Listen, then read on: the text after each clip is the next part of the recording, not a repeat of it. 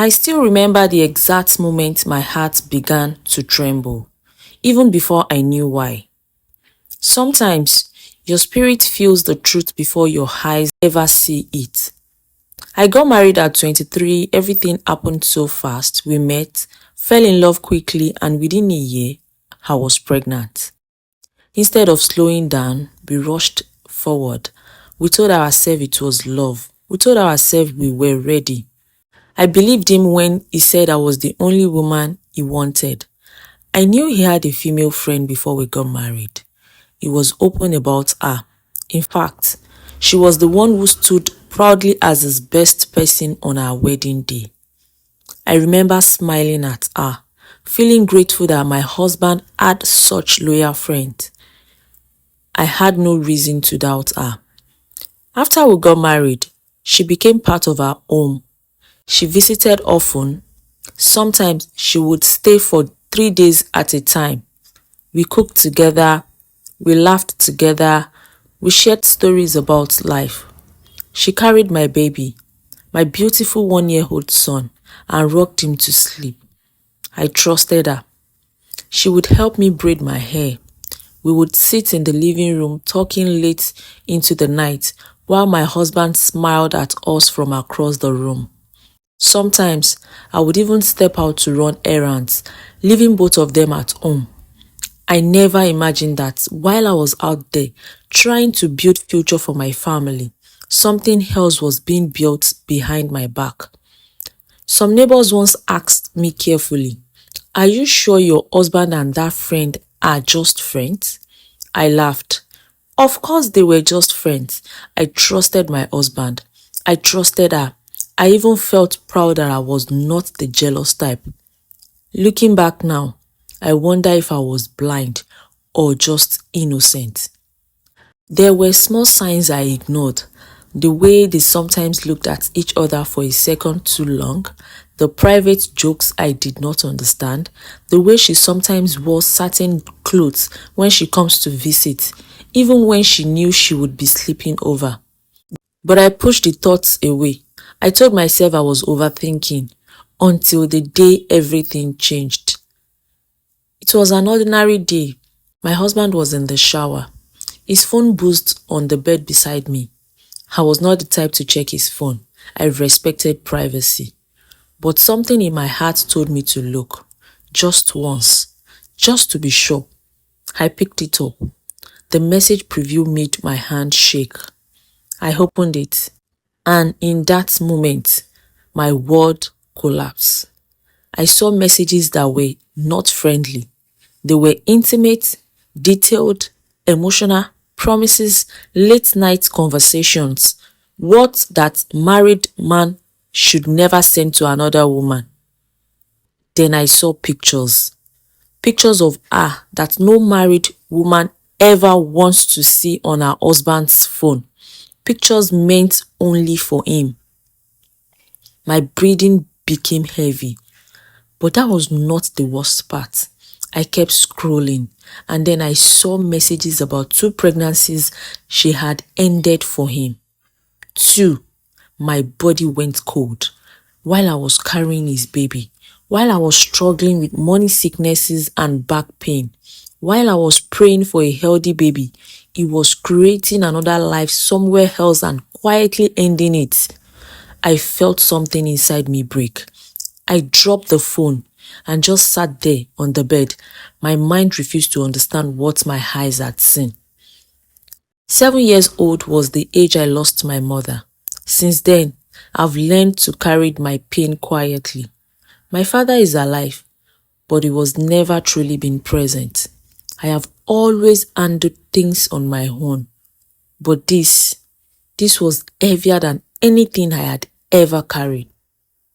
When he came out of the bedroom, I could not even speak. I just handed him the phone. He didn't deny it. He didn't even look shocked. He said it just happened. He said he didn't plan it. He said he didn't mean anything. But how does something that means nothing last for years? How does nothing lead to 2 pregnancies? I felt foolish. All those nights she slept in my house, all those times she held my baby, all those afternoons I left them alone, trusting both of them with my home, my heart, my marriage. They were together in my own house, my own bed. I never knew. After that day, everything changed, but strangely nothing changed. He still provided. He still paid the bills. He had even opened a business for me recently. On the outside, we still looked like a normal family, but inside, I was draining. He started spending weekends away. He said he needed space. I knew where that space was. With her. She's still in his life. He did not choose me. He did not choose to end it with her. Instead, he tried to convince me to accept the situation quietly. He said I was overreacting to betrayal, overreacting to lies, overreacting to watching my marriage disappear in front of me. Some nights, after putting my son to sleep, I sit in the dark and cry silently so he won't hear me. I hold my pillow and ask myself what I did wrong. Was I not enough? Was I too trusting? Too kind? Too blind? I'm still young. I'm still trying to build my life, but I feel stuck between fear and pride. If I leave, I will be alone. I have no mother to run to, no father to lean on.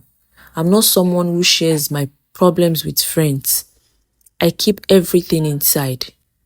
If I stay, I must leave knowing that my husband belongs to someone else too. Sometimes, I look at my son and wonder the kind of example I am setting. Is it better to grow up in a home that looks complete but feels broken, or to grow up with a mother who chose peace over comfort? I don't know. I truly don't know. He is a good provider. He supports us financially. He is not physically harsh, but emotional betrayal leaves wounds that no one can see. And the hardest part, she still calls me sometimes. She still pretends to care. I no longer answer. I lie awake at night, replaying everything in my mind. The laughter, the sleepovers, the cooking together, the way she braided my hair while secretly sharing my husband. How do you recover from a betrayal that happened right in front of you? How do you trust again? How do you love someone who chose someone else over you? I stand in front of mirror sometimes and I don't even recognize the woman looking back at me. I used to be confident. Now I question everything. I question every smile, every word, every promise. I am tired of crying alone. But I am also afraid of starting over. So now I am here, standing between two roads. Stay and slowly lose myself, or leave and rebuild from nothing. I wish my mother was here, not to hurt me like this, but to guide me. I wish I had someone to hold my hand and tell me what to do, but I don't.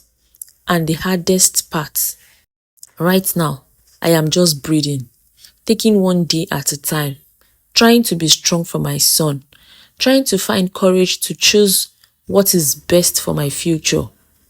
I don't know what decision I will make. All I know is that my heart is tired. I deserve more than being someone's option. I deserve peace.